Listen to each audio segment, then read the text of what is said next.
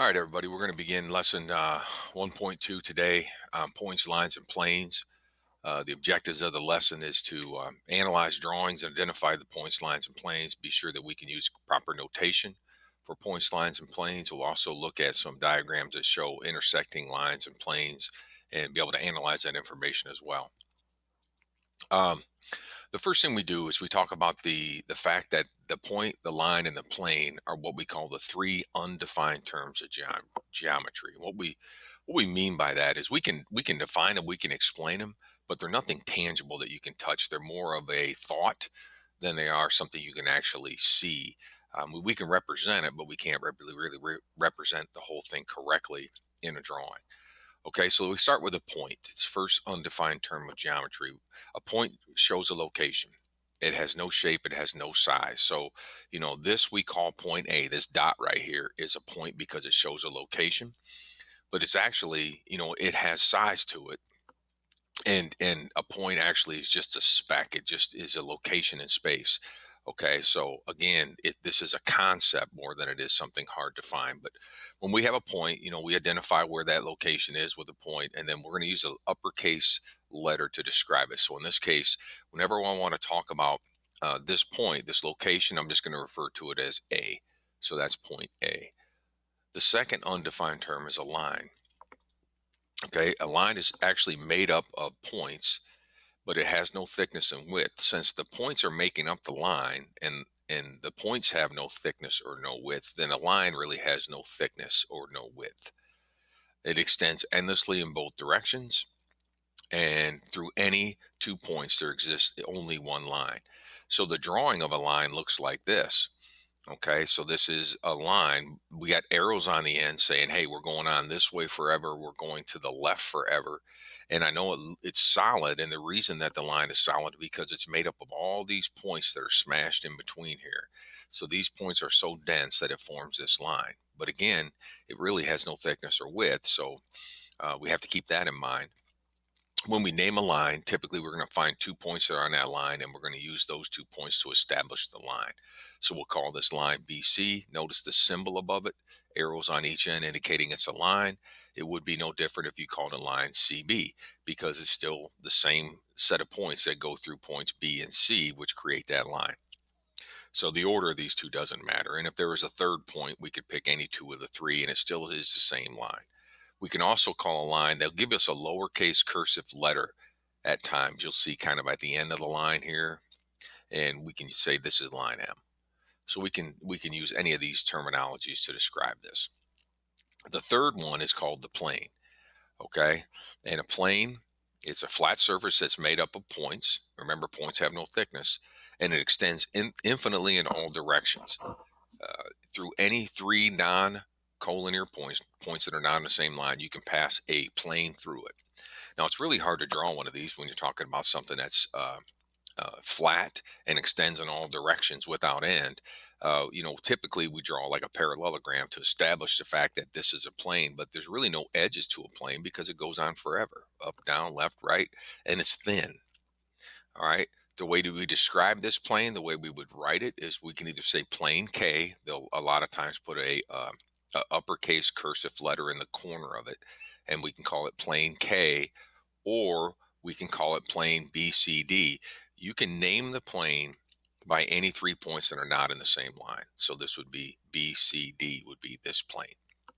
Okay, and if there was a fourth point, you could choose any three of the four as long as they're not in the same line, and you would be describing the same plane.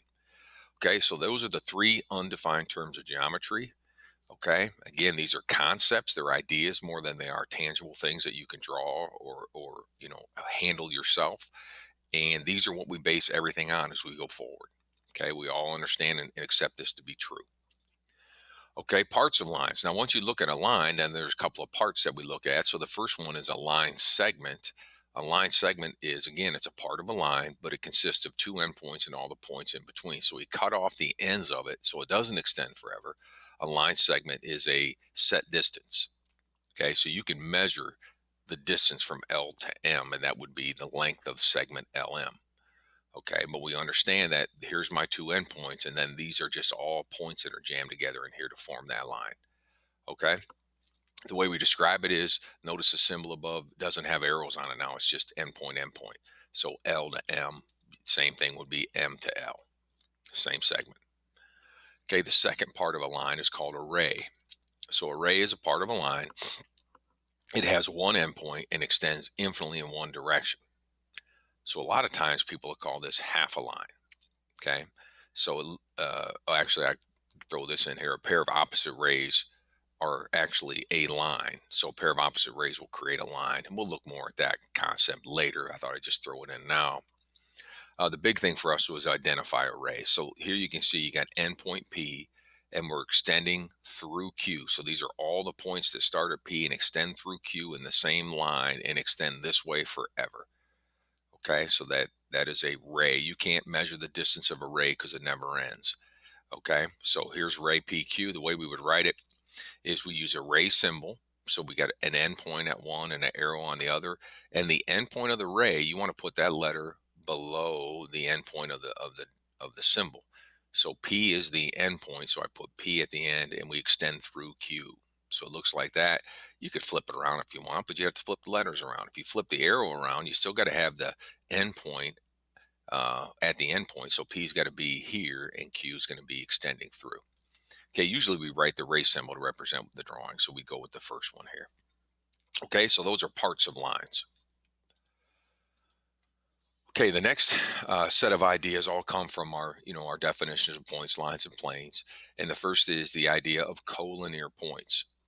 Collinear are points that are on the same line. Okay, so given a drawing, here's a drawing. And first of all, I guess before we get into collinear, let's talk about this drawing. So in this drawing, you can say we see this blue parallelogram is what we call plane, and we could call it plane S. Notice that there aren't 3 points labeled in this plane, so we wouldn't be able to really name it with 3 points because they don't have a third point name for us. Okay, this point A and point D are points on this line that pierces through the plane. That's what the dash part of this is. So B is in the plane, and our line AD pierces through point B and comes out the bottom. It's like sticking a pencil through a piece of paper. Okay. AC is the same way. So a C is a point in this plane S, and the line AC is piercing through the plane and extending through the bottom. So it's like another pencil shoved through a piece of paper. Okay. So A and D are not in the plane. B and C are in the plane. So, and then line BC, it's kind of blue here. All the points on line BC are in plane S. It's on the surface of plane S. So collinear points, points that lie on the same line. Got several choices here. You got A, B, and D are collinear points. They're all on this line. A and C are a set of collinear points. They're on that line. And then you got B and C are collinear points. They're in the plane. Okay, non-collinear points. Okay, that just means points are not on the same line. So for example here, C and D are not drawn on the same line. So those would be non-collinear points, points not on the same line. Okay, coplanar. So here's my plane S. Coplanar means points that are in the same plane. All right, so according to our drawing, B and C would be coplanar points, points in the same plane. Now I'm doing it based on the drawing. Okay, so B and C would be coplanar. Non-coplanar, points that are not in the same plane. Okay, so we have choices here. We can see A and C are not in plane S. C's in plane S, A is not. So those are non-coplanar. A and B, non-coplanar. A and D are non-coplanar. Okay, so there's several different combinations available there. All right, here's a look at the kind of homework you're going to do tonight.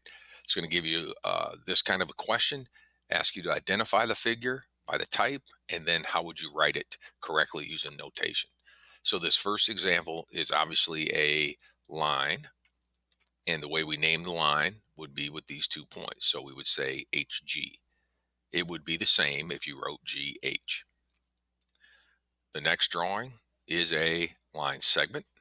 Okay, it has endpoints. It does not extend endlessly. It's just this collection of points between L and M. We would write LM. Same thing, ML.